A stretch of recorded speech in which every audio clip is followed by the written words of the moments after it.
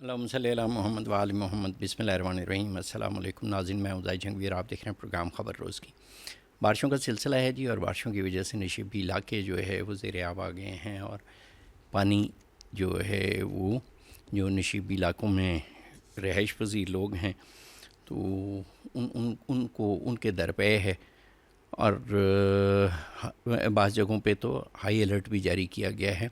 اچھا، یہ اس ملک میں ہو رہا ہے جہاں پہ سب سے بڑا رونا پیٹنا وہ ہے جی کہ پانی کی کمی ہے۔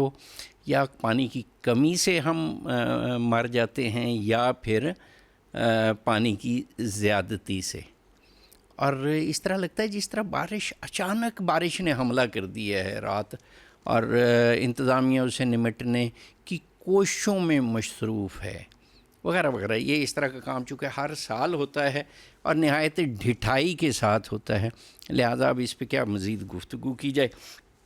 اور دوسرا، آپ کو میں نے کچھ کل خوشخبریاں سنائی تھیں جن میں جو گندم کی امپورٹ کا فیصلہ تھا جی، اور آج کی خوشخبری یہ ہے کہ چینی ایکسپورٹ کرنے کی اجازت دے دی گئی ہے، اور اس کے بعد اب تیاری کر لیں عوام، آپ کے چونکہ وسیع تر مفاد میں یہ فیصلہ کیا گیا ہے، لہٰذا اب چینی کی قیمتوں کو اوپر جانے سے روکنے کے لیے ضروری ہوگا کہ آپ کوئی دعائیں شعائیں کریں۔ البتہ اس طرح کے کاموں میں دعائیں کام نہیں کرتی، یہ میں نے ایسے ہی احتیاطاً آپ کو بتا دی ہے۔ اور تاجر دوست اسکیم کی شدید ناکامی کے بعد اب مارکیٹ کی گئی ہے ریٹیلر اسکیم، اور اس کی وجہ سے شاید کوئی صورتحال بہتر ہو جائے گی۔ اور چونکہ اس میں انہوں نے پہلی دفعہ اسٹیک ہولڈرز کو، دکانداروں کو اور تاجروں کے نمائندوں کو اعتماد میں لیا، لہٰذا امید ہے کہ یہ کامیاب ہو جائے گی۔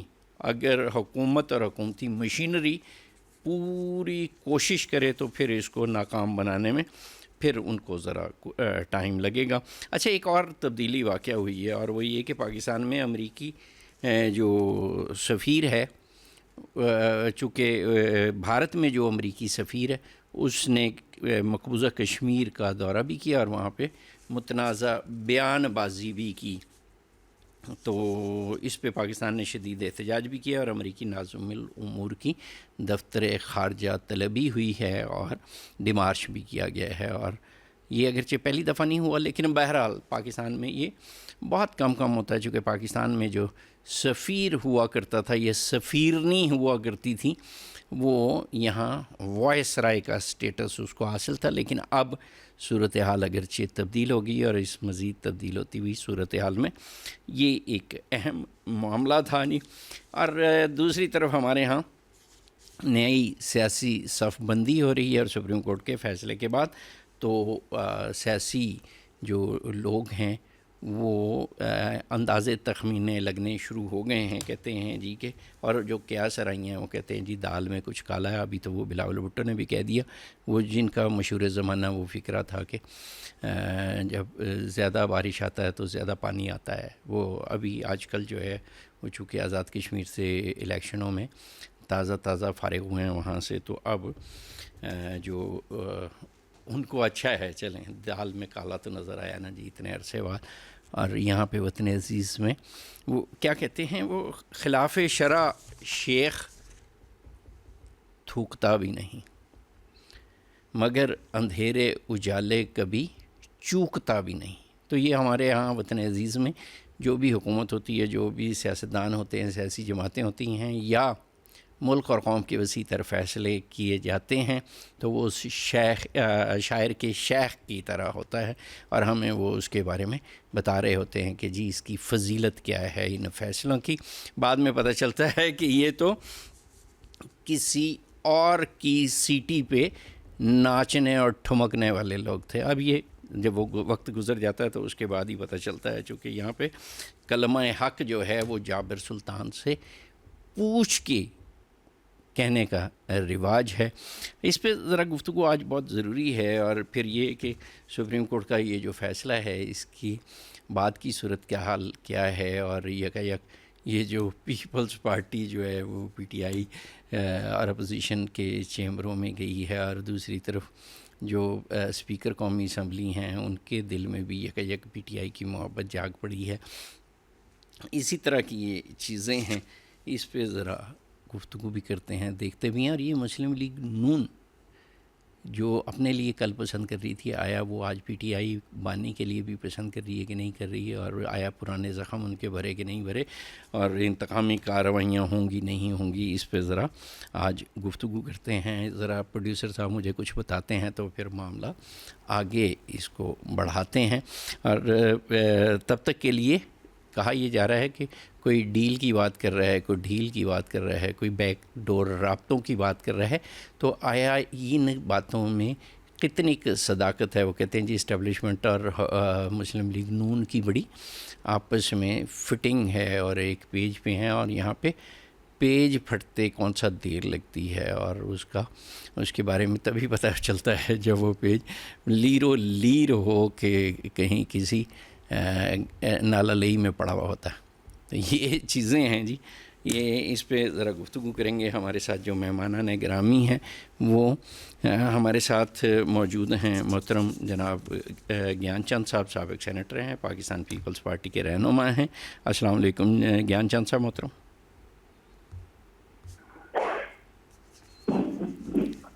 گیان چند صاحب. محترم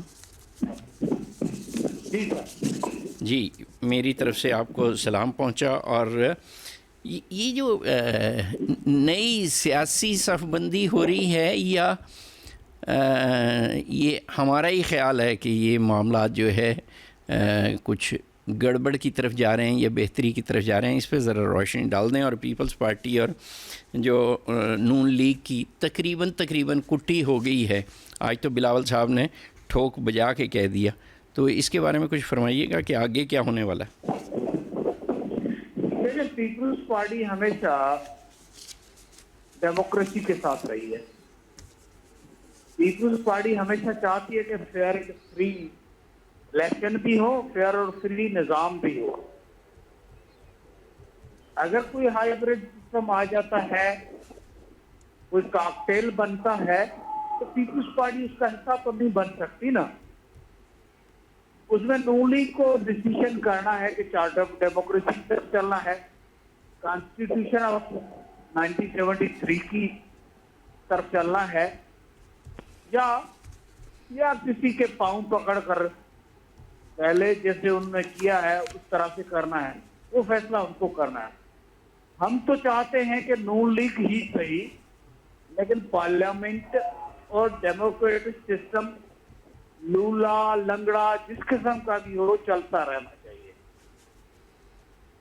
امریتوں میں نون لیگ جیسے پی ٹی آئی والوں جیسے ان کو تو اسپیس مل جاتی ہے, لیکن پی ٹی پی کو بھگتنا پڑتا ہے, جدوجہد کرنی پڑتی ہے. لیکن ہم ہر وقت تیار ہوتے ہیں کہ بھئی پیپلز پارٹی لوگوں کے آواز بننے کے لیے, ہماری لیڈرشپ نے تو اپنی جانیں دی ہیں, لیکن ہم ہر طرح کی جدوجہد کے لیے تیار رہتے ہیں. تو جب بھی ہم نے سمجھا کہ ڈیموکریسی سسٹم کو چیلنج ہے, تو ہم ڈیموکریسی کے ساتھ کھڑے رہیں گے. اور بلاول صاحب ہمارے لیڈر ہیں, ان کی ہدایت پہ ہم ڈیموکریسی کے ساتھ کھڑے. بیٹری صاحبہ کا مشن ہے, ذوالفقار علی بھٹو کا مشن ہے, اس کو پورا کرنے کے لیے کیا پورا پاکستان بلاول کے ساتھ ہے. ٹھیک ہو گیا, چلیں زبردست ہے. آپ ہمارے ساتھ ہی رہیے. ہمارے ساتھ موجود ہیں جناب محترم تنویر اسلم راجہ صاحب, پاکستان تحریک انصاف کے رہنما ہیں. السلام علیکم راجہ صاحب, پروگرام میں خوش آمدید. جی وعلیکم السلام. تھینک یو جنگی صاحب. اچھا جی, وہ کوئی بڑا چپیرے سے معاملات ہوتے جا رہے ہیں, اور آیا پی ٹی آئی اس وقت سپریم کورٹ کے فیصلے کے بعد کیسا فیل کرتی ہے کہ وہ جو پیپلز پارٹی بھی ان کی طرف آ رہی ہے, اور کوئی پیار محبت بڑھتی ہے یا نہیں بڑھتی؟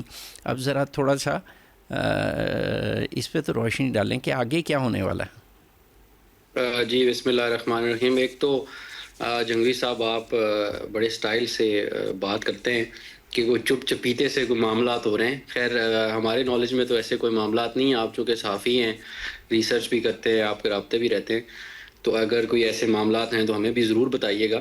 باقی جو سپریم کورٹ کے حوالے سے آپ نے بات کی وہ کوئی ایسی نئی بات یا انہونی بات نہیں ہے, بیکاز پچھلے 8-9 مہینے سے ہم مختلف عدالتوں سے رجوع کر رہے تھے خان صاحب کی ملاقات کے حوالے سے اور ان کے علاج کے حوالے سے.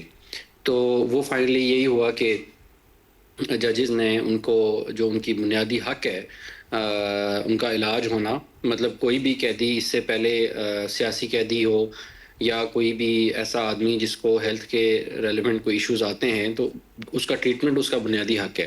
تو خان صاحب چونکہ سابق وزیر اعظم بھی ہیں اور کروڑوں لوگوں کے لیڈر ہیں, پاکستان کے سب سے بڑے لیڈر ہیں, تو اگر ان کو علاج کے لیے کورٹ کی طرف سے کوئی آرڈر آیا ہے کہ ان کا علاج کروایا جائے, تو میرا نہیں خیال کہ اس کو آپ کسی طرف اور کنیکٹ کریں یا آپ سمجھیں گے جیسے نون لیگ کے جو ہمارے دوست ہیں وہ سارے کچھ نے تو کہہ دیا ہماری حکومت کے خلاف سازش ہو گئی, کچھ نے کہا جی ڈیل ہو گئی, کچھ نے کیا کہا. تو بیسیکلی میں تو اس کو ایسے ہی سمجھتا ہوں چونکہ ان کا ہمیشہ سے وتیرہ یہی رہا ہے اور ان کا سسٹم میں آنے کا, سیاست میں آنے کا دروازہ ہمیشہ سے یہی رہا ہے. تو ان کو یہی لگتا ہے کہ اگر کسی کو بنیادی حق بھی مل جائے یا اگر کسی شخص کو آئین اور قانون کے مطابق کوئی ٹریٹمنٹ ملے تو وہ بھی شاید کوئی ڈیل ہے یا شاید کوئی سسٹم پلٹنے لگا ہے یا کوئی اس طرح کی بات ہے. تو یہ تو وہ سب چیزیں تھیں جو ہر دن ہونی چاہیے تھیں, ہر ٹائم ہونی چاہیے تھیں, جو بڑی دیر سے ہوئی ہیں. مطلب 8-9 مہینے قید تنہائی اور اس کے بعد خان صاحب کے حوالے سے جو رپورٹ آئی, سرکاری جو پینل بنا ہوا ہے ڈاکٹروں کا, انہوں نے بتایا کہ خان صاحب کی صحت ٹھیک نہیں ہے. تو اس پہ صرف ایک ہی آرڈر آیا, ابھی تک یہ کنفرمیشن نہیں ہوئی کہ اس آرڈر پہ ابھی تک عمل درآمد ہوا ہے کہ نہیں ہوا, لیکن اس میں 2 دن کا ٹائم ہے جو کل 4-5 بجے تک کا ہے. ابھی تک تو عمل درآمد نہیں ہوا, ابھی تک ہم شور نہیں ہیں کہ عمل درآمد ہوا ہے کہ نہیں ہوا, بیکاز سپریم کورٹ کا یہی تھا کہ آپ نے اس کو پولیٹیکلی کسی چیز کے لیے یوز نہیں کرنا. تو وہی آپ نے دیکھا کہ ہم نے اس کے اوپر کوئی بیان, کوئی اسٹیٹمنٹ, کوئی پریس کانفرنس, کوئی بات نہیں کی, بیکاز ہمارے لیے خان صاحب کی صحت اور ابھی فوری طور پہ ان کو ٹریٹمنٹ ملنا ضروری ہے. بیکاز بڑے آدمی ہیں, بڑے لیڈر ہیں اور ہم سارے ان سے کنیکٹڈ ہیں, ہم سب کی سیاست ان سے کنیکٹڈ ہے. تو سب سے پہلے ان کی صحت, ان کی زندگی امپورٹنٹ ہے, اس کے بعد باقی ساری چیزیں. اچھا, یہ جو میں نے چپ چپیتے والی بات کہی تھی نا, وہ اس لیے کہی تھی کہ اس سے قدرے پہلے سے ہی کچھ دنوں سے پی ٹی آئی ذرا خاموش ہوئی. وہ جو جارحانہ انداز تھا اور خاص طور پہ اسٹیبلشمنٹ کے خلاف جو شدید قسم کے بیانات آیا کرتے تھے وہ ذرا رکا گئے, تو اس لیے میں نے یہ چپ چپیتے کا لفظ استعمال کیا. جنوی صاحب, میرا خیال ہے آپ نے علیمہ خانم کی جو اسٹریٹ موومنٹ تھی, تقریباً وہ 12-15 دن لگاتار کے پی میں اسٹریٹ موومنٹ کرتی رہی اور بالکل جہرانہ سٹائل میں ان کی موومنٹ رہی. میں چند دن پہلے کی بات کر رر ہوں نا, اسی لیے. ہاں, چند دن, آپ 2-4-5 دن کہہ سکتے ہیں, اس میں سے تو 2 دن تو یہ کل کے ہی گزر گئے ہیں جس میں ہم نے کمٹ کیا ہے کہ ہم خان صاحب کی صحت کو ابھی فوکس کریں گے, کوئی اس طرح کی ہم فی الحال کوئی بات چیت, کوئی چیز نہیں کریں گے. یہ تو بہت اچھی بات ہے. اچھا, دوسری چیز یہ بھی راجہ صاحب کہ جس طرح آپ کے دور میں بانی پی ٹی آئی نے اپنے دور میں امریکہ میں بھی کھڑے ہو کے باقی جگہ پہ بھی اپنے منہ پہ ہاتھ پھیر کے کہا تھا کہ میں ان کے اے سی نکلوا دوں گا, یہ جب بیمار ہوتے ہیں تو یہ علاج کے لیے چلے جاتے ہیں یا گرفتار ہوتے ہیں تو یہ علاج کرانے نکل جاتے ہیں اور یہ بیمار پڑ جاتے ہیں وغیرہ وغیرہ. تو کیا سیاستدانوں کو ویسے اصولاً اس طرح کی ایک دوسرے کے بارے میں بات کرنے کی بجائے ذرا ایک دوسرے کو اگر سہولت دیں اور یہ تانے اور اس طرح کی باقی چیزوں کی بجائے, تو زیادہ اچھا ماحول نہیں پیدا ہو جائے گا سیاستدانوں کا ایک دوسرے کے بارے میں؟ صاحب, اگر آپ کو یاد ہو ہماری گورنمنٹ کے ٹائم پہ جب رپورٹس آئیں نواز شریف صاحب کے حوالے سے کہ وہ بیمار ہیں, ان کے پلیٹلیٹس کا اور ان کا ہارٹ کا ایشو ہے, تو خان صاحب کی بالکل سٹیٹمنٹ ہے, میڈیا نے بریک کیا کہ خان صاحب نے کہا کہ اگر ان کی صحت کا ایشو ہے, وہ سابق وزیر اعظم ہیں, تو ان کو پراپر علاج ملنا چاہیے, ان کو تمام سہولتیں ملنی چاہیے. اور اسی دور میں وہ اپنے علاج کے لیے پاکستان سے باہر لنڈن گئے اور پھر کچھ عرصے بعد وہ واپس بھی آئے. دوسری جہاں تک بات ہے کہ صحت پہ اور ان ساری چیزوں پہ, بالکل میں اس چیز سے ایگری کرتا ہوں کہ سیاست جو ہے وہ سیاست سے ہونی چاہیے اور سیاست میں جو مقابلہ ہے وہ سیاسی ہونا چاہیے, نہ کہ پرسنل یا کوئی اور دوسرا رستہ یا کوئی اور دوسرا طریقہ کار. تو جو بھی پولیٹیکل ورکر ہے چاہے وہ کسی بھی پارٹی سے، میرا خیال ہے اس کا یہی نظریہ ہونا چاہیے، بیکاز سیاست جو ہے وہ سیاستدانوں سے ہے اور وہ سیاسی طریقہ کار سے ہونی چاہیے. یہ بڑی زبردست بات آپ نے کہی، اس سے ہم سب کو سیکھنا چاہیے. گیان چند صاحب محترم، یہ جو بلاول بھٹو صاحب کی جو ہے وہ اپوزیشن چیمبر میں جانا، ان سے بیٹھنا، ان سے بات کرنا، رابطہ، اور پھر جو نون مسلم لیگ نون کے ساتھ تعاون ختم کرنے کا اعلان کرنا، یہ یک ہو گیا یا کوئی پہلے سے کچھ عرصے سے کوئی آپس میں کوئی رابطے تھے؟ کبھی یار پی ٹی آئی والوں کی لائن کٹتی تھی، اب گیان چند صاحب کی لائن کٹ گئی ہے. راجہ صاحب اچھا چلیں، یہ لگتا ہے آپ کی لائن چونکہ جڑ گئی ہے اس لیے آپ کی آواز بڑی ٹنا ٹن آ رہی ہے. اچھا، یہ جو کیسا فیل کرتے ہیں اب آپ لوگ کہ کل تک آپس میں ایک دوسرے کی شکل دیکھنے کے روادار نہیں تھے، حالانکہ پیپلز پارٹی نے الیکشنوں کے بعد اسمبلی میں آصف زرداری نے بھی تقریر کی اور باقی پیپلز پارٹی والوں نے بھی کی، لیکن اس وقت آپ لوگوں نے ان کو منہ نہیں لگایا. اب بڑا اچھا، جی اس پہ ایک بڑی اچھی بات آپ کو بتاؤں گا جی کہ پلیز. جو آپ نے کہا نا کہ منہ لگانے والی بات، یہ ساری چیزیں دیکھیں، خان صاحب کا ایک اصولی موقف تھا اور ہمارا بھی یہ تھا کہ پولیٹیکل سسٹم جو ہے وہ خود سے پبلک کے تھرو آتا ہے، اور پولیٹیکل سسٹم پاکستان کے آئین میں طے کر دیا گیا ہے کہ وہ کیسے ڈیزائن ہوگا، وہ کیسے چلے گا. خان صاحب کا جو اصولی موقف تھا، جو ہمارا بھی تھا، کہ جس طریقے سے 2024 کا الیکشن ہوا اور جس طرح سے اس کے بعد گورنمنٹ بنی اور اس قسم کے لوگ سسٹم میں بٹھا دیے گئے، یہ ملک کی پولیٹیکل سسٹم کے لیے، اکانومی کے لیے اور عوام کے لیے بھی کسی صورت جو ہے نا فائدہ مند ثابت نہیں ہوگا. تو ہمارا یہ ایک اصولی موقف تھا اور آج بھی ہے کہ جو پولیٹیکل سسٹم ہے اس کو ٹھیک کرنے کی ضرورت ہے. اگر پیپلز پارٹی یا نون لیگ باقی سارے لوگ اس چیز پہ اگری کر جاتے ہیں، اور اگر یہ 2024 8 فروری کو بھی اگری کر جاتے کہ پولیٹیکل سسٹم میں جو عوام کے ووٹ سے آئے گا یا جو جمہوری نظام ہے، ہم نے اپنی جیت بھی تسلیم کرنی ہے، اپنی ہار بھی تسلیم کرنی ہے، کسی اور راستے سے سسٹم میں نہیں آنا. تو یہ جو آج لیٹ سے اگر بات بیٹھ کے ہو رہی ہے کہ جمہوری سسٹم یا پولیٹیکل سسٹم، تو یہ اگر 8 فروری کو ہو جاتی تو یہ 2-2.5 سال یہ سارا اس ملک میں تماشا نہ لگتا. تو اگر آج بھی ہوتی ہے اور کل ہوتی ہے، پرسوں ہوتی ہے، 10 دن بعد ہوتی ہے، میں یہ سمجھتا ہوں کہ پولیٹیکل جو سسٹم ہے وہ پولیٹیکل لوگوں کے تھرو اور پولیٹیکل جو لوگوں کے فیصلوں سے ہونا چاہیے، نہ کہ آپ ایک دوسرے سے بدلے لیں یا باریاں لگائیں، یا پھر صرف ایک جیسے نوکری کوئی کرنے آتا ہے کہ ابھی میری باری اب تمہاری باری.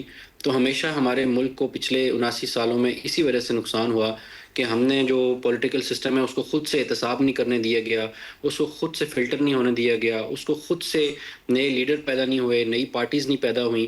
تو جب تک یہ سسٹم خود سے نہیں چلے گا، جیسے آپ انڈیا کی مثال لیں، بنگلہ دیش کی مثال لیں، آس پاس کے اور ملکوں کی مثال لیں، کہ وہاں پہ سلولی گریجولی لیڈرشپ نئی پیدا ہوئی، نیا پولیٹیکل سسٹم آیا، اکانومی بہتر ہوئی، باقی دنیا کے ساتھ سفارتی تعلقات بنے، انویسٹمنٹس آئیں، تو تب ملک گرو کرتے ہیں. ہمارے ملک میں ہمیشہ پولیٹیکل سسٹم ڈیسٹیبل ہوتا ہے، کوئی کسی پہ الزام لگا رہا ہوتا ہے، کوئی کسی پہ الزام لگا رہا ہوتا ہے، جس کی وجہ سے دنیا میں ہمارا امیج بھی خراب ہوتا ہے اور ہمارے اپنے لوگ ملک سے جو ہے ڈس اپوائنٹ بھی ہوتے ہیں، باہر چلے جاتے ہیں یا ادھر رہتے بھی ہیں تو بس وہ سانسیں لینے والی اور پوزیشن ہوتی ہے. اگر جاوید ہاشمی صاحب کے بقول آپ لوگوں نے بھی یہی والا راستہ اختیار کیا تھا اور اس وقت کے جو جرنیل تھے اور اس وقت کے جو ججز تھے ان کے ساتھ مل کے یہ ساری گیم کی تھی، تو وہ 2018 کا بھی، پھر تو 2024 کا حرام ہے تو پھر 2018 کا حلال کیسے ہو سکتا ہے؟ واٹس ایپ پہ اس وقت ججز لگائے گئے، نہ لگنے والوں کو شرم آئی نہ لگانے والوں کو شرم آئی تھی اس وقت. دیکھیں جھنگوی صاحب، اس کا بہتر حل یہ تھا کہ اگر 2018 میں ایسے ہوا تھا تو یہ سائفر کا جو معاملہ ہوا اور پھر جو P D M setup آیا اور جس طرح سے حکومت گرائی گئی اور یہ سب چیزیں ہوئیں، ہمارے ساتھ تو لیٹ سے یہ کہتے تھے کہ یہ سسٹم میں آئے ہیں، ان کا ایکسپیرینس نہیں ہے. لیکن جنہوں نے پی ڈی ایم سسٹم بنایا اور ایک چلتی حکومت کو گرایا، پارلیمنٹس توڑیں، وہ لوگ تو 50 سال کے تجربہ کار تھے، ان کو تو یہ ساری چیزیں پتہ تھیں. اگر وہ یہ الزام لگاتے تھے تو ان کو یہ پی ڈی ایم کا سیٹ اپ نہیں لے کے آنا چاہیے تھا اسی رستے سے. جب وہ پی ڈی ایم کا سیٹ اپ آیا، اگر یہ پی ٹی آئی کی گورنمنٹ پوری ہو جاتی، کون لے کے آیا؟ نہیں دیکھیں جو پی ڈی ایم بنا تھا، آپ نے کہا نا جو لے کے آئے، تو میں نے کہا پوچھ لوں ایسی احتیاط. پی ڈی ایم کیسے بنا تھا؟ اس میں زرداری صاحب تھے، نواز شریف صاحب تھے، فضل الرحمان صاحب تھے، اور ان سب نے مل کے وہ بنایا، اور پھر خان صاحب کو کی گورنمنٹ گرائی. اگر وہ گورنمنٹ رہتی تو مجھے یہ بتائیں کہ اس گورنمنٹ کو گرانے کے بعد پاکستان نے کیا اچیومنٹ کی؟ پاکستان کی آپ کہہ رہے ہیں کہ سیاسی قوتوں نے گرائی.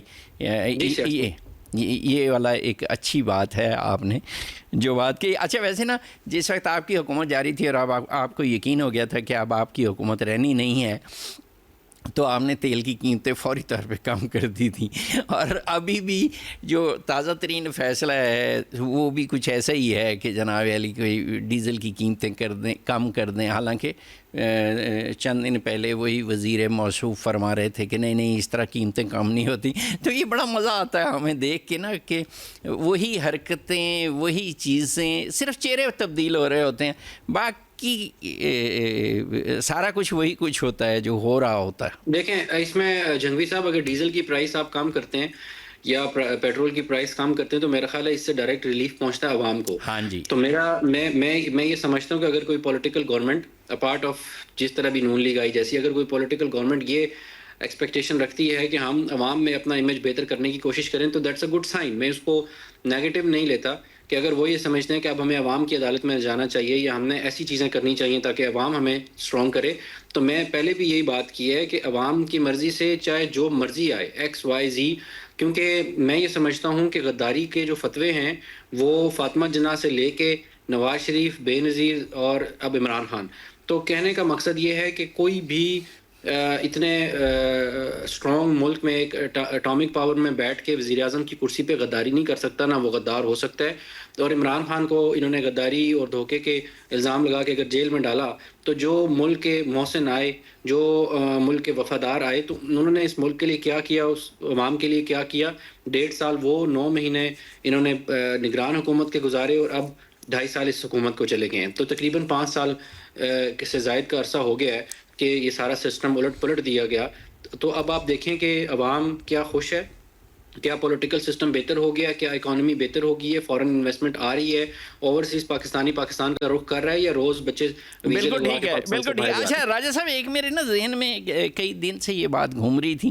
اچھا ہے آپ سے بات ہو رہی ہے تو میں آپ سے ہی سمجھ لوں، پوچھ لوں کہ یہ باقی لوگوں سے تو ملاقات نہیں ہوتی، آپ لوگ اس پہ احتجاج بھی کر رہے ہوتے ہیں، اور اس پہ حکومت ناراض بھی ہوتی ہے آپ لوگوں سے، لیکن پھر آپ دوبارہ احتجاج کر رہے ہوتے ہیں ملاقات نہ ہونے کے ایشو پہ.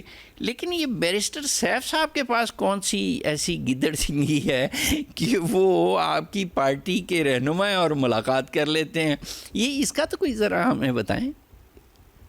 دیکھیں ملاقات کا یہ ہے جنگوی صاحب، میں اس پہ زیادہ ڈیٹیل میں تو خیر نہیں بتا سکتا، لیکن بیرسٹر سیف صاحب کی آپ نے جو بات کی ہے، اگر وہ ملاقات کسی ٹرمز اینڈ کنڈیشنز پہ کر کے آئے ہوں، ابھی اس کے بارے میں ہمیں شور نہیں ہے کہ ان کی ملاقات ہوئی ہے یا نہیں ہوئی. وہ تو اوبیسلی جو خان صاحب بتا سکتے ہیں، یا جب کوئی خان صاحب کی فیملی کی طرف سے ملنے جائے گا یا بیرسٹر گوہر صاحب یا سلمان راجہ صاحب جائیں گے تو وہ کنفرم کریں گے. کیونکہ اس طرح تو ابھی پچھلے دنوں ہمارے خلاف جو منی لانڈرنگ کا، فارن فنڈنگ کا کیس کرنے والے ہیں اویس اکبر ایس بابر، ہاں اکبر ایس بابر، انہوں نے بھی کلیم کیا ہے کہ ان کی جو ہے وہ خان صاحب سے ملاقات ہوئی ہے. اور نہیں، انہوں نے یہ نہیں کہا کہ میری ملاقات ہوئی ہے، انہوں نے یہ کہا کہ میسج آیا ہے. جی میسج آیا ہے کہ میں آتے ہی جو ہے اس کو گلے لگا لوں گا. تو اس طرح کی کلیم بہت سارے لوگ کرتے ہیں کہ اسی طرح بیرسٹر گوہر کے بارے میں کہتے ہیں جی وہ ملاقات کر کے آئیں. تو اب چونکہ معاملات ایسے کمپلیکیٹڈ ہیں، خان صاحب کی سیکیورٹی اتنی ٹائٹ ہے، آبزرویشن اتنی زیادہ ہے کہ کوئی اس کے بارے میں حتمی بات نہیں کر سکتا. تو جب وہ ایک ریگولر سلسلہ جاری ہو جائے گا ملاقاتوں کا، پراپر میسیجز باہر آنا شروع ہو جائیں گے، تو پھر بھی ہم اس پہ کوئی حتمی بات کر سکتے ہیں کہ یہ کیسے ہوا، کیوں ہوا. ہاں بالکل صحیح ہے. اچھا یہ آپ کا جو پی ٹی آئی کا جو سوشل میڈیا ہے اس سے حکومت بھی ڈرتی ہے اور باقی بھی جو ہے وہ اس کو قابو کرنے کے چکر میں رہے، لیکن وہ قابو نہیں آیا میڈیا. لیکن آج کل وہ بالکل ہی جو ہے وہ بکری ہوا ہے، اور لگتا ہے آپ کی قیادت کی طرف سے کوئی ایسا میسج گیا ہے کہ مہربانی کر کے گند ڈالنے سے پرہیز کریں اور گریز کریں، ہمارا معاملہ نہیں چلنے دیں آگے. میں آپ کو بتاتا ہوں، دیکھیں اس میں جب یہ ہیئرنگ تھی ہم وہاں سارے کورٹ روم میں موجود تھے، میں بھی تھا، ہم لوگ سن رہے تھے. میں نے آپ کو پہلے بھی عرض کیا کہ خان صاحب کی صحت اس ٹائم ہمارے لیے لازم و ملزوم ہے، اور سب سے امپورٹنٹ چیز یہ ہے کہ خان صاحب صحت مند رہیں، اللہ ان کو زندگی دے، تو ساری چیزیں ہو جائیں گی. تو ہم نے ایسا نہیں ہے کہ کوئی انسٹرکشن آئی ہے، اور ہمارے کروڑوں فالوور ہیں، لاکھوں اکاؤنٹس ہیں، ہر بندہ اپنی مرضی سے لکھتا ہے، لیکن ایک جو جنرل میسج گیا ہے کہ خان کی صحت ضروری ہے، تو اس پہ سارے لوگ ہی اوائڈ کر رہے ہیں کہ ہم کوئی فی الحال ایسی بات نہ کریں، ہمیں خان کی خیریت پتہ لگ جائے، خان کی صحت کا پتہ لگ جائے، کیونکہ وہ جو رپورٹس آئی تھیں وہ کافی تشویشناک تھیں، ان کی آنکھ کے حوالے سے پہلے بھی ایک مسئلہ تھا. تو میرا خیال ہے کہ خان کی صحت ان کی زندگی سے زیادہ کسی کی سیاست، کسی کا بیان. اچھا راجہ صاحب، ایک بات بس، آخری بات، اور وہ یہ کہ آپ کے تو باقی لوگ بھی، رہنما بھی، مطلب جو وائس چیئرمین ہیں آپ کے، وہ مخدوم صاحب اور باقی لوگ، ان کے بارے میں کبھی کبھی جو ہے وہ جس طرح آٹے میں نمک ہوتا ہے اس طرح کا کبھی کوئی بیان آ جاتا ہے. مطلب وہ کوئی کمتر قسم کی پارٹی رہنما ہیں، یا آپ لوگوں کی نظر میں ان کی وفاداریاں مشکوک ہیں، یا کیا معاملہ ہے کہ ان لوگوں کے بارے میں کبھی آپ کے اس طرح کے جذباتی قسم کے بیانات نہیں آئے، اور ان سے ملاقات کی کبھی کوششوں کے حوالے سے بھی کبھی کچھ نہیں آیا سوائے بانی پی ٹی آئی کے بارے میں؟ دیکھیں اس میں آپ کو بتاؤں گا کہ کل بھی جتنے بھی ہمارے کوٹ لکھپت میں رہنما ہیں، جس میں سرفراز چیمہ ہیں، یاسمین راشد ہیں، شاہ محمود قریشی ہیں، اور باقی لوگ جو بھی ہیں، ان سب لوگوں نے بھی وہاں سے خط لکھا، اور انہوں نے بولا کہ خان صاحب کی صحت جو ہے سب سے زیادہ امپورٹنٹ ہے. اور وہ جتنے باقی ہمارے رہنما ہیں وہ سب بھی خان کے فالوور ہیں، اور خان کے نظریے کی وجہ سے جیل کاٹنے. یہی خوبصورت بات ہے کہ ان میں سے آج تک کسی نے اف بھی نہیں کی، اور نہ کسی نے اپنی تکلیف کا اظہار کیا، نہ کسی نے ریلیف مانگا ہے، اور نہ کسی نے کوئی اسٹیٹمنٹ دینے پہ راضی ہوا ہے. تو وہ سارے لوگ مضبوط لوگ ہیں، کھڑے ہیں. اور یہ ایسا نہیں ہے کہ صرف وہ لوگ ہیں، بلکہ ہمارے بہت سارے لوگ ملٹری کی قید میں، جس میں خان صاحب کا بھانجا بھی ہے، کچھ پنڈی سے لوگ ہیں، لاہور سے ہیں، تقریباً ہر ضلع سے کچھ نہ کچھ لوگ ہیں.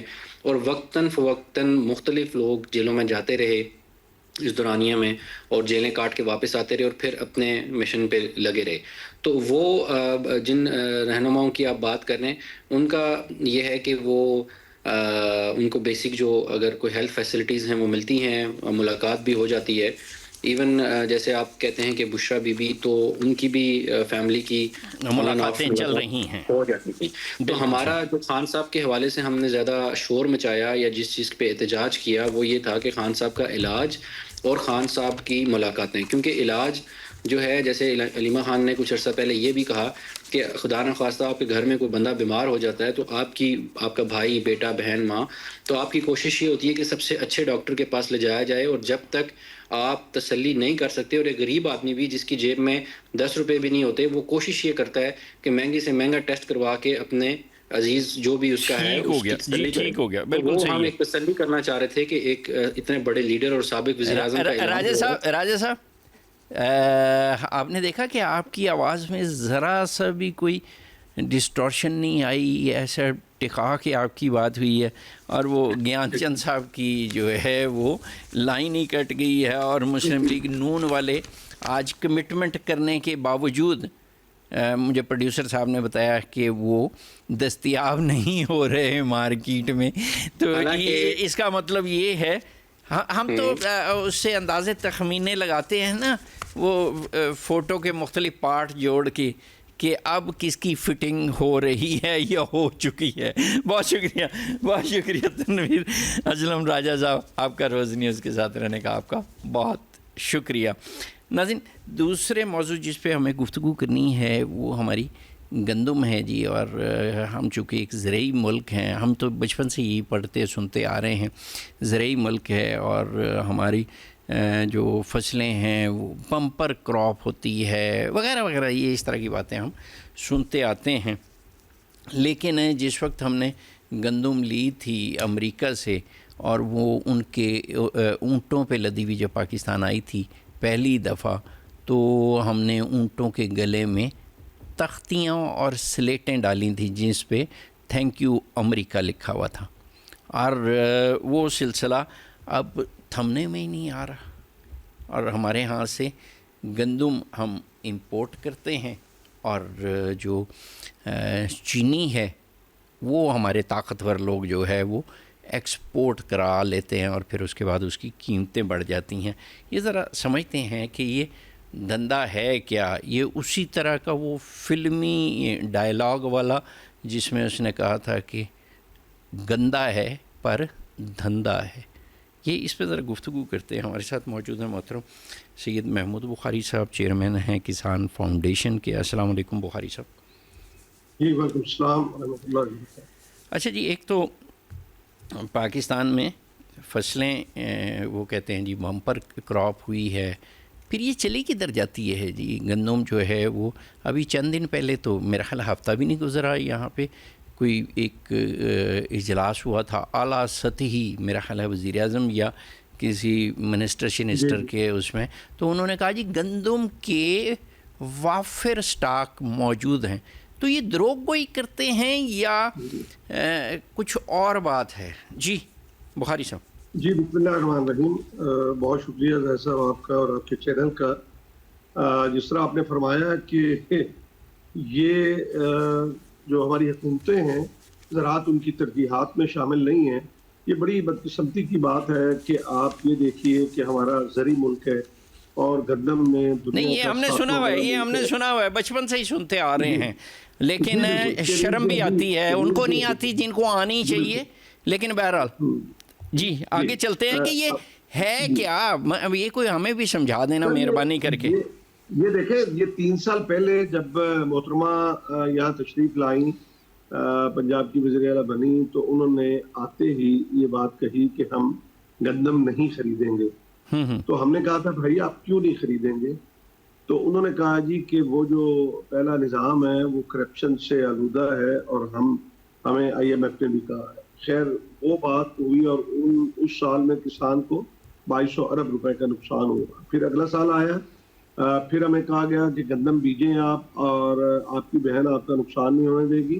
اور پھر EWR کی پالیسی لے کے آئے، اور پھر جب اس میں بھی بہت بری طرح کسان کو نقصان ہوا، کسان پٹا، کوئی خرید کرنے والا نہیں تھا.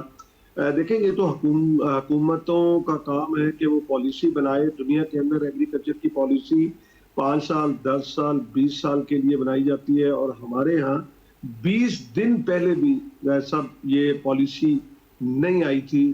آپ کو میں یاد کرا دوں کہ ابھی جب اپریل میں گندم کی ہارویسٹنگ شروع ہوئی، اور جس طرح آپ نے اپنے انٹرو میں بھی یہ بات کہی ہے کہ اس وقت کے وزراء جو ہیں یہ بڑے بڑے پریس کانفرنسز کر کے اور کہہ رہے تھے کہ جی ہم نے وہ ہدف پورا کر لیا، اور ہم نے 1 کروڑ 64 لاکھ ایکڑ کے اوپر پنجاب میں، اور پھر اسی طرح سندھ کے اندر سندھ والوں نے بھی کہا کہ ہم نے ہدف پورا کر لیا. پنجاب کیونکہ فوڈ باسکٹ ہے، اس نے پورے پاکستان کو کھلانا ہے، اور بلکہ افغانستان کے ذریعے بھی یہ جاتی تھی، اب تو خیر وہ اپنا بند ہے. تو انہوں نے گندم نہیں، یہ تو ہو گیا نا ماضی، یہ ہم سب کو پتہ ہے بخاری صاحب.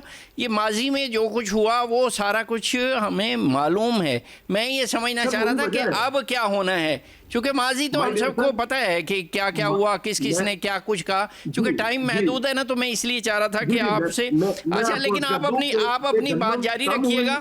میں خوش آمدید کہہ لوں محترم محمد نعیم بٹ صاحب کو، چیئرمین فلور ملز ایسوسی ایشن کے. بٹ صاحب السلام علیکم، پروگرام میں خوش آمدید. بہت مہربانی. جی محمود بخاری صاحب بات کر رہے ہیں، تو پھر میں آپ کی طرف آتا ہوں. جی بخاری صاحب. جی گندم ہمارے مطابق جو ہے وہ اتنے رقبے پہ کاشت نہیں ہوئی جتنی کہ حکومت نے کہا، نمبر 1 بات.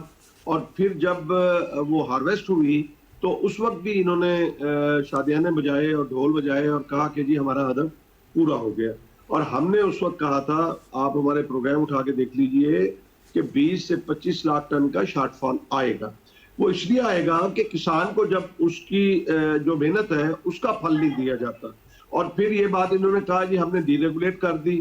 آپ یقین کریں کہ جو ہمارے پنجاب کے وہ جو عاصم صاحب ہیں فلور مل ایسوسیشن کے، میں نے ان سے گزارش کی کہ یار پرائیویٹ سیکٹر آگے آئے، خدا کے لیے کسان کو اس طرح مت مارو کہ حکومت پیچھے ہٹ گئی ہے، حکومت نے خرید کر لی، پھر حکومت نے کہا جی ایگریگیٹر کے ذریعے ہم خرید کریں گے، تو وہ خرید نہیں کی۔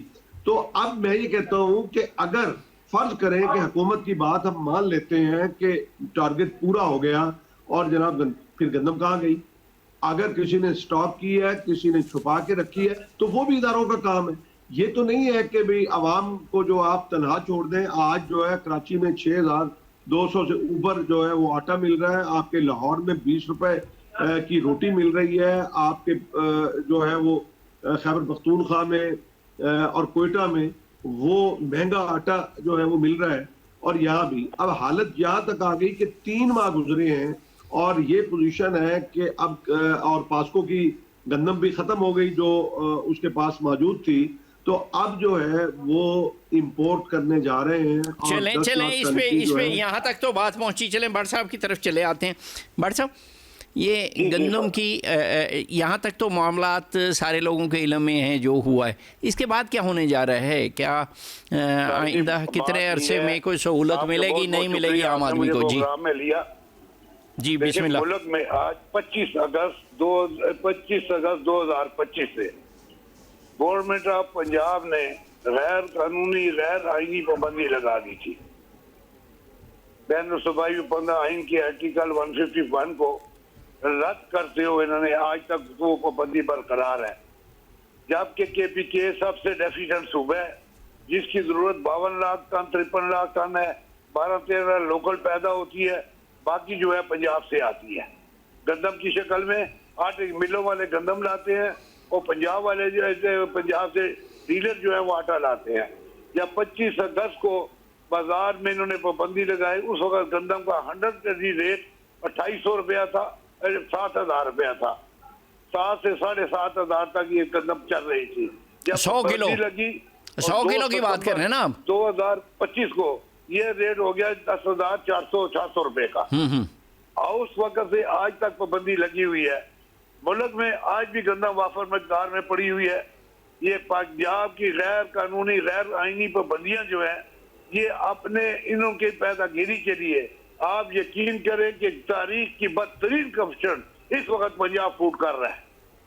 25 اگست سے لے کر آج تک اربوں روپے انہوں نے بچے کی شکل میں، ٹرانسپورٹ کے چیک پوسٹوں کی شکل میں، پرمٹ کی شکل میں انہوں نے پیدا کی ہے۔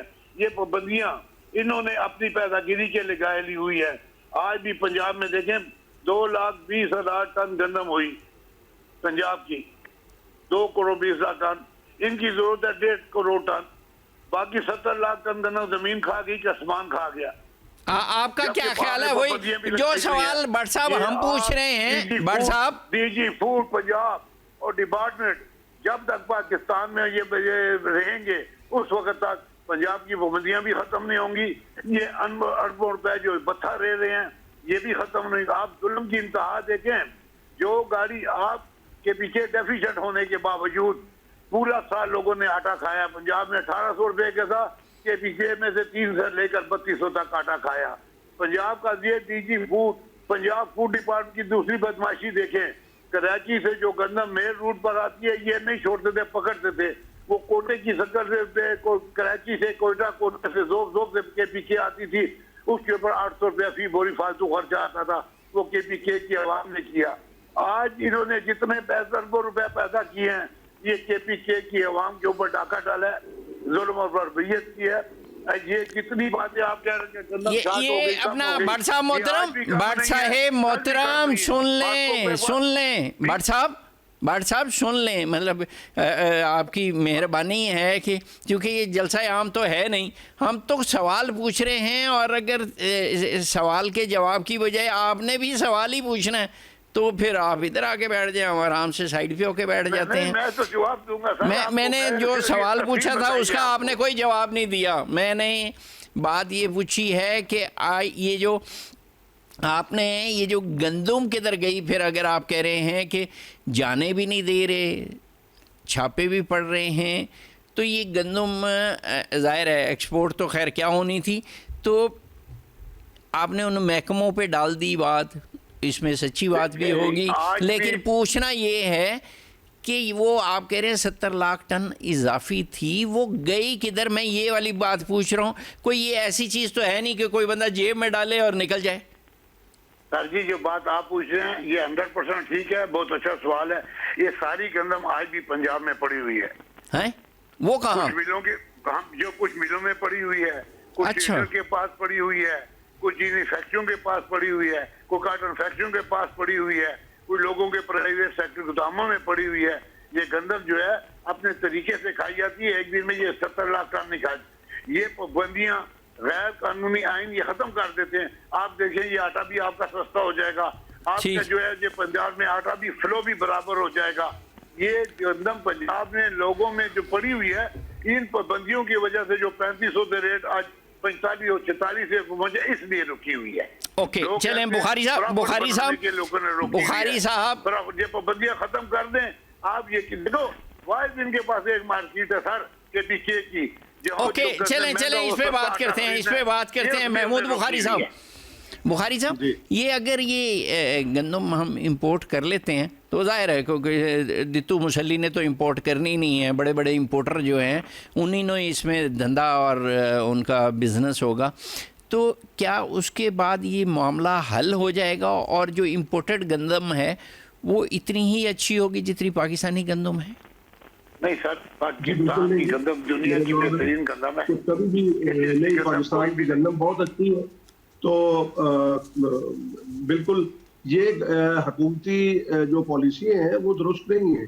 اور بٹ صاحب کی اس بات سے میں اتفاق کرتا ہوں کہ جو مال کمایا جا رہا ہے یا بنایا جا رہا ہے وہ میں سمجھتا ہوں کہ وہ ادارے کہاں ہیں جو احتساب کرنے والے، اینٹی کرپشن کہاں ہے، یا باقی ہمارے جو خفیہ ادارے ہیں. یا اگر ہم یہ بات کہہ لیں کہ جناب یہ کوئی مافیاز نے اس کو کچھ چھپا کے رکھا ہوا ہے تو وہ اداروں کی آنکھ سے اوجھل کیوں ہے؟ تو یہ صرف پالیسی. میں آپ کے پروگرام کے توسط سے ایک بات کہنا چاہتا ہوں کہ جس طرح اب نومبر میں کاشت ہونی ہے، دیکھیں دنیا کی پالیسیاں 5 سال 10 سال 20 سال کی ہوتی ہیں، ہماری پالیسی نہیں ہے. اب یہ پالیسی بنائیں، یہ کسانوں کے جو مین سٹیک ہولڈر ہیں اس کے ان کو بلائیں، جو ایکسپرٹس ہیں مین ان کو بلائیں، بلا کے یہ قیمت کا تعین کریں. یعنی بوائی کے وقت آپ یہ کہہ رہے ہیں کہ بجائے کٹائی کے وقت فیصلہ کرنے کی قیمت کا بوائی کے وقت فیصلہ کیا جائے. میں اگر آپ کی بات درست سمجھاؤں تو جی بالکل ٹھیک آپ کہہ رہے ہیں. گزارش یہ ہے کہ آج وقت ہے. اب سوال یہ پیدا ہوتا ہے کہ حکومت کیوں نہیں کرتی؟ یہ جان بوجھ کے نہیں کرتی.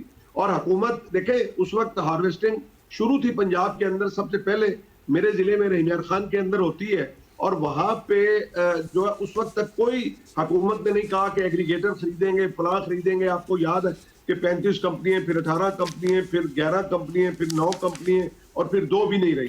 اب جہاں پہ پالیسی یہ ہوگی حکومت کی تو وہاں پہ پھر اس طرح کے حالات آپ کو نظر آئیں گے. آپ کو یاد ہوگا کہ جب پی ڈی ایم کی حکومت تھی، پی ڈی ایم اے کی، تو اس وقت آپ نے دیکھا کہ 42 خواتین جو ہے وہ شہید ہوئی ہیں. اگر کوئی اور سویلائزڈ ملک ہوتا تو اس کی پوری حکومت استعفیٰ دے دیتی. لیکن ہمارے ہاں کوئی اس طرح کا رواج نہیں ہے اخلاقیات کا. یعنی حد ہو گئی یار. آپ یہ چاہتے ہیں کہ عام شام ہمارے جیسے عام لوگوں کے فوت ہو جانے پہ کوئی حکومتیں جو ہے وہ گھر چلی جائیں؟ مطلب اس کے لیے تو خاصی وہ چاہیے ہوتی ہے جو سہولت میسر نہیں ہے. بہت شکریہ جناب محمود بخاری صاحب، اور بہت شکریہ محمد نعیم بٹ صاحب، روز نیوز کے ساتھ رہنے کا آپ کا بہت شکریہ.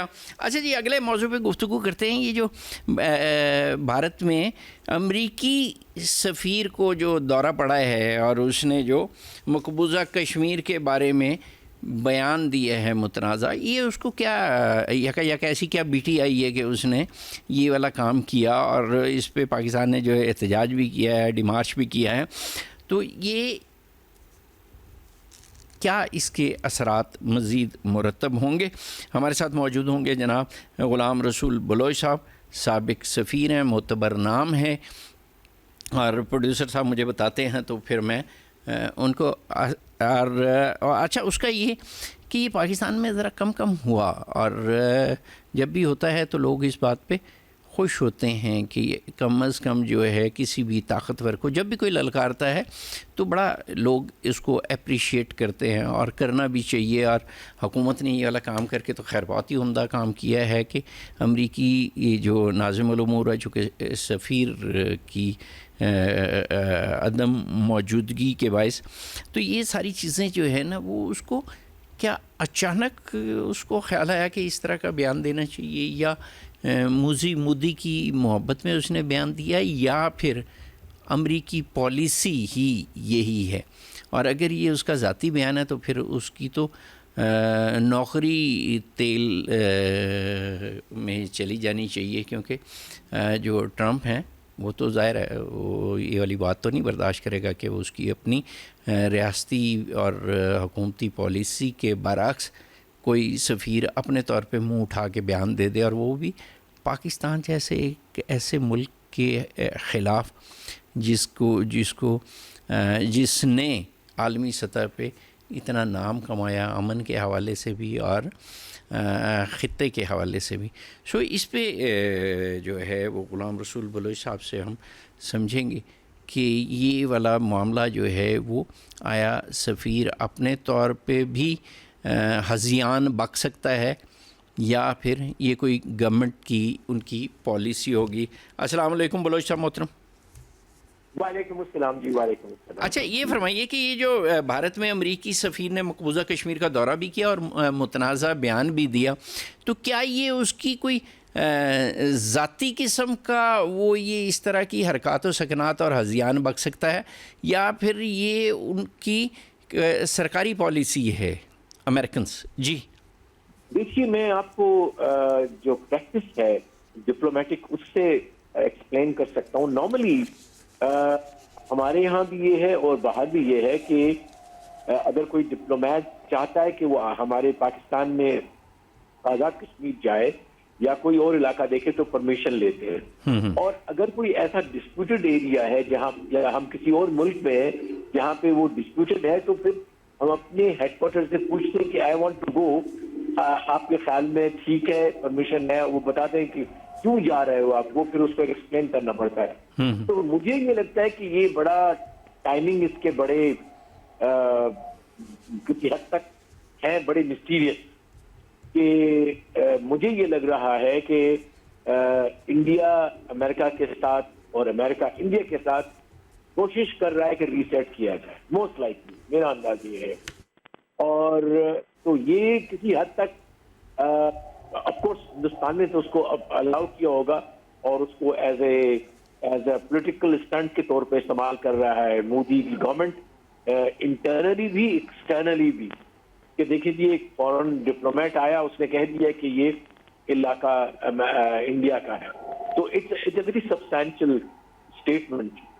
مجھے امید کرنی چاہیے اور ہوپ فلی ہمارے منسٹری آف فارن افیئرس کے جو اسپوکس پرسن ہے کوئی نہ کوئی اسٹیٹمنٹ اس پہ دیں گے اور ہمیں امریکن بتانا چاہیے کہ یہ آپ کے جو ایمبیسڈر ہیں ان کی یہ جو بیان ہے آزاد کشمیر پہ انڈین آکوپائڈ کشمیر میں جا کے دینا کہ یہ تو چونکہ ڈسپیوٹڈ ہے, وہ تو یو این میں ریزولوشن ہے, اس کو آپ کیسے کہہ سکتے ہو کہ یہ انڈیا کی. اچھا اس میں بلوچ صاحب کیا جو امریکی حکومت ہے وہ اپنے اس سفیر کے خلاف اگر ایکشن نہیں لیتی تو کیا اس کو یہ سمجھا جائے گا کہ یہ امریکی پالیسی کے مطابق اس نے بیان دیا؟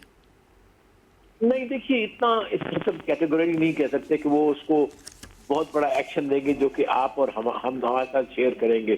ہو بھی سکتا ہے کہ اگر ہمارے ایمبیسڈر واشنگٹن میں یا یہاں ان کی ایمبیسی کو بڑے تفریح انداز میں بتایا جائے کہ یہ ہمیں پسند نہیں ہے تو وہ شاید سرکاری جو چینلز پہ بتایا جائے گا کہ ہماری اصل پالیسی یہ ہے, یہ اس کا اپنا ذاتی بیان ہو سکتا ہے. That is how I think they'll manage. اس کو خراب نہیں ہونے دیں گے امریکنز کیونکہ وہ ابھی ہمارا ایک اچھا اسٹیج چل رہا ہے ان کے ساتھ بات چیت کا. لیکن ڈیفینیٹلی اس کو ہمیں منسٹری آف فارن افیئرس کو, گورنمنٹ آف پاکستان کو اس وزٹ کو اور اس کے بیان کو خاص طور پر جو ہے وہ نہیں کرنا چاہیے, اگنور نہیں کرنا چاہیے اس پہ ہمیں ریئیکٹ کرنا چاہیے, ہمیں ایک پراپر اسٹیٹمنٹ آنی چاہیے اور یو ایس کو بتانا چاہیے تھرو اے ڈیمارش. وہ ایک ڈیمارش ہوتا ہے جو ڈپلومیٹک یہ تو کیا گیا ہے, وہ تو کہہ رہے ہیں کہ جی سخت جو ڈیمارش کیا گیا ہے اس کو.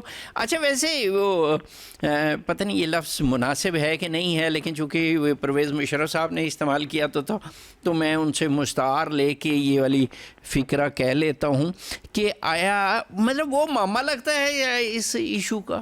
یہ مشرف صاحب نے چونکہ کہا تھا تو میں یہ والے اس لیے یہ میں نے ان سے مستعار لے کے یہ لفظ اور فکرہ استعمال کر لیا. تو یہ اس کا کیا تعلق ہے اس معاملے سے, اور کیا اس کے کہنے سے یہ بھارت کا حصہ ہو جائے گا متنازع علاقہ؟ نہیں ہو سکتا. نو فیکٹر. دیکھو انٹرنیشنل قانون یہی کہہ رہا ہے, اب بھی UN کی ریزولوشن یہی کہہ رہے ہیں کہ یہ ایک ڈسپیوٹڈ ایریا ہے جو کہ yet to be decided as per the wishes of the people of Kashmir. تو وہ تصواب رائے تو ہونا ہے, وہ تو ایک فیصلہ انٹرنیشنل کمیونٹی کر چکی ہے, سینکٹیفائی کر چکی ہے. اس کے بغیر یہ حصہ کوئی مان بھی نہیں سکتا اور نہ ہی ہو سکتا ہے. ٹھیک ہو گیا, ٹھیک ہو گیا. بہت بہت زبردست آپ نے بات کہی. بہت شکریہ جناب غلام رسول بروش صاحب روز نیوز کے ساتھ رہنے کا, اور آپ نے بڑی عمدگی سے اور بڑی زبردست طریقے سے بتایا کہ یہ چیزیں اس طرح اچانک نہیں ہوا کرتی, بلکہ متنازع علاقوں میں جانے کے لیے اپنی ہی حکومت سے پیشگی اجازت لینا ہر سفیر پہ لازمی ہوتا ہے. اور اگر اس کا مطلب ہے اگر اس نے جو بھارت میں امریکی سفیر ہے اگر اس نے یہ اجازت لے کے یہ بات کی ہے تو پاکستان کو اس پہ بہت سخت رد عمل مزید بھی دینا چاہیے. اللہ آپ کا ہم سب کا حامی ناصر و زائی جنگوی کو اجازت دیجیے. اللہ وارث.